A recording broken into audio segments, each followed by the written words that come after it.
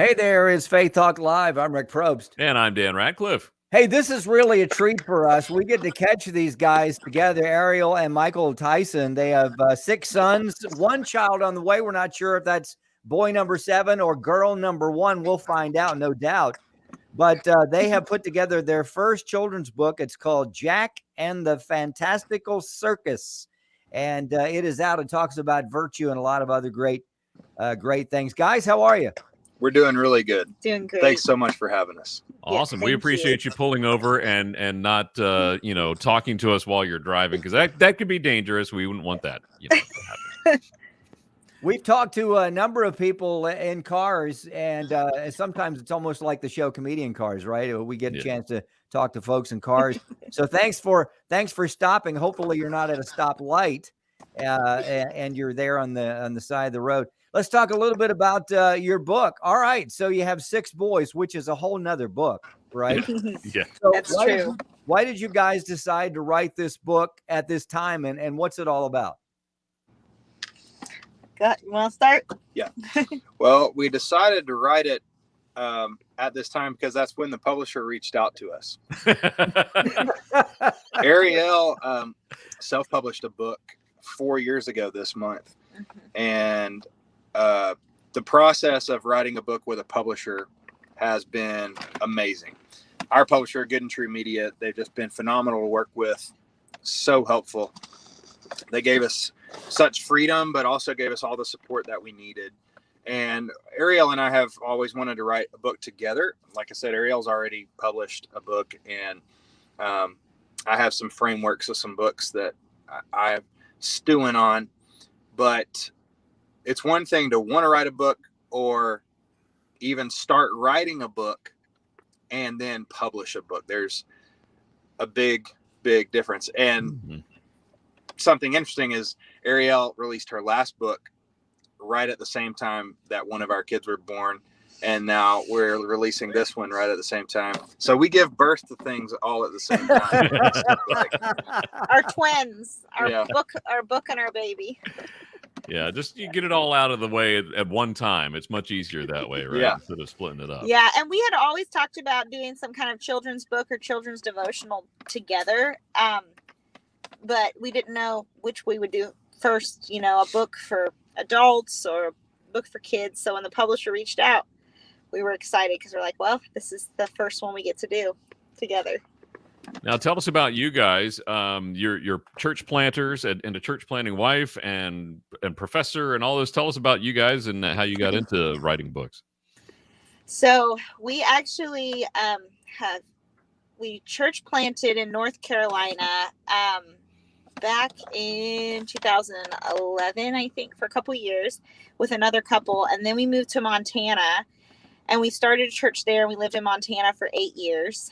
Wow. And our kids, our oldest was 2 when we moved there. So it's the only home he ever knew. And then we just moved to Tennessee in July. So just a couple months ago. And it's been a huge change moving to Tennessee. I'm not starting a church here. I became the pastor of a very established church. And so it's a huge learning experience for me and in leading a church that existed before I came. And we've had some challenges since we moved. Montana very much became our home, and we could write a book about a lot of things. There's definitely a lot of books, a lot of movies in our life so far, but a few days after we moved here to Tennessee, I went in the hospital with viral meningitis. I was there for 6 days and then was in bed for another 8 weeks. And my cognitive ability took several months. I couldn't remember people's names. And it wasn't because I wasn't trying. It was just, it wasn't sticking in my brain. I told my associate pastor yesterday, I said, I feel like I'm just now getting my groove back. And so that was in July. And so we've had some challenges like that, but just so grateful to be able to serve God in the way that he's asked us to, ministry and in life together, and in hopefully our goal is to be a voice of excitement, joy, and displaying the importance of having a relationship with Jesus on social media and in things like this book and whatever else other opportunities God brings our way. As far as writing goes and how we got into that, well, like I mentioned, I wrote my first book, and it was really just our life story, the first part of the book, and ministry and church planting, and how we chase after a life of faith rather than just the American dream, and how it's more important to do what God wants us to do rather than to just focus on the American dream and what we can get for ourselves.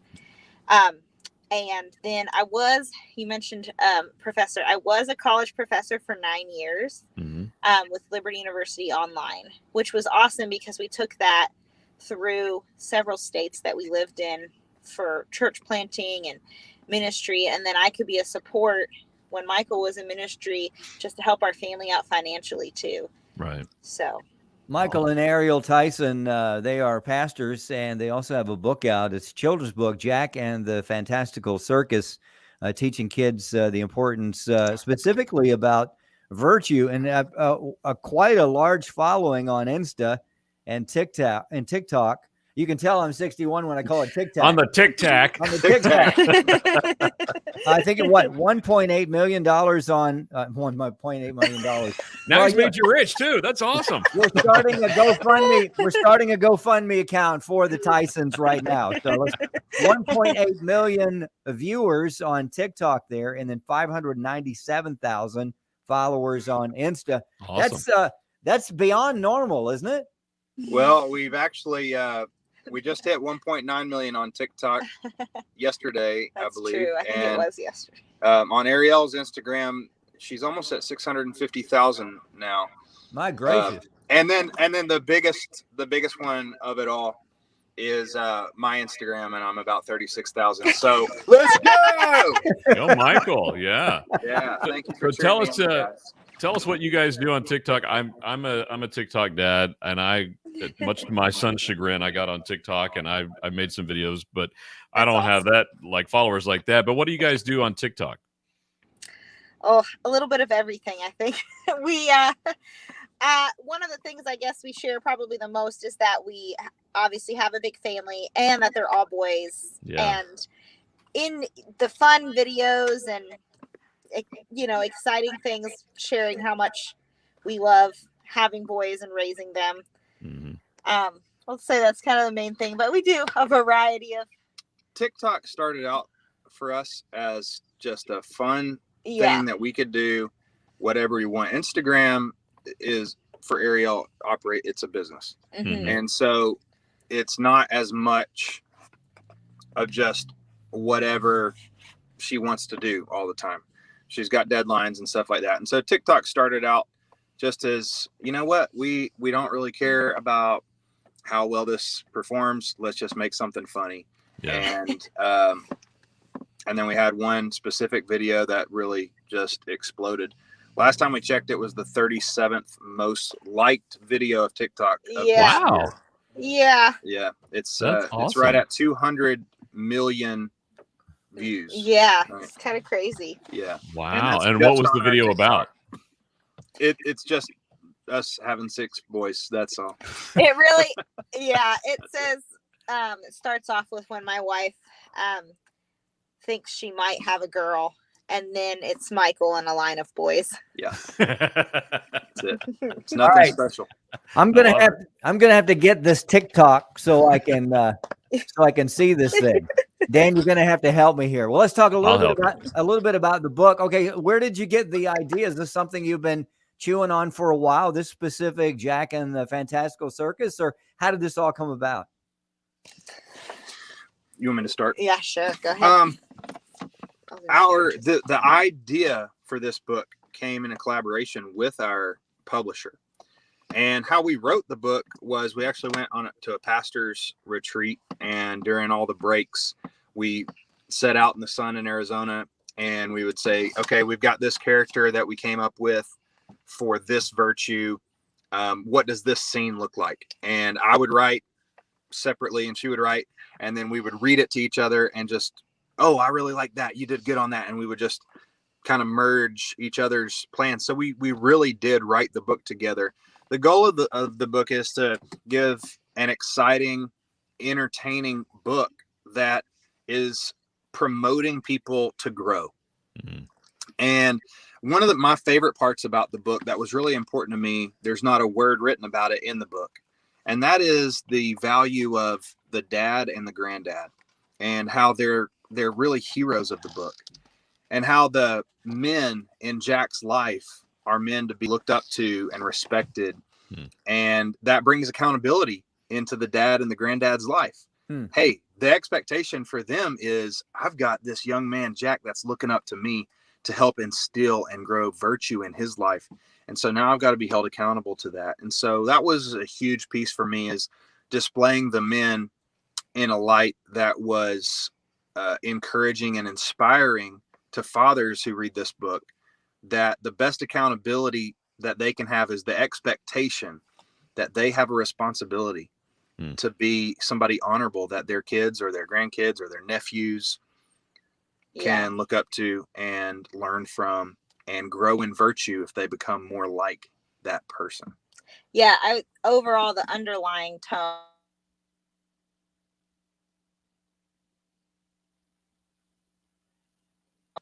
Oh, we lost sound there. We seem to. Now you're back. Okay. There you are. Sorry, I was You're good. getting a phone call. That's all right.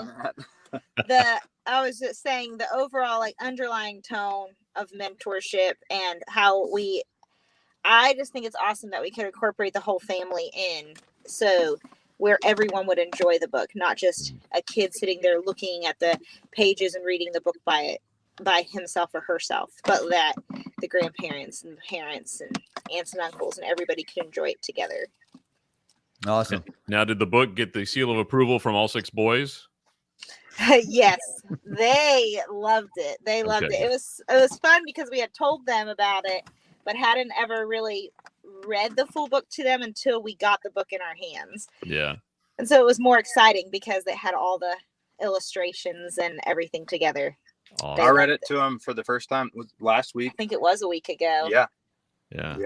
That's Very cool. Michael and Ariel Tyson, check out the book, and Dan will put up where you can follow them. It's right there on the screen. Guys, we got to take a break. We would love to talk to you after the first of the year. I know baby number 7 will be out. If you have the time and you're up for it, we'd love to connect with you, whether you're in a car or not. We'd love to hang with you. We love your hearts. We love your story. We'd love to talk about church planning and all that you've gone through as well. So much stuff to talk about with you guys. Blessings to you. Have a great Thanksgiving and an amazing Christmas. We can't wait to find out if it's a boy or a girl. So Thanks. I say it's a girl. I'm with Michael. Okay. All right. Let's take a break. We'll be back. I'm Rick Probst. And I'm Dan Ratcliffe. This is Faith Talk Live.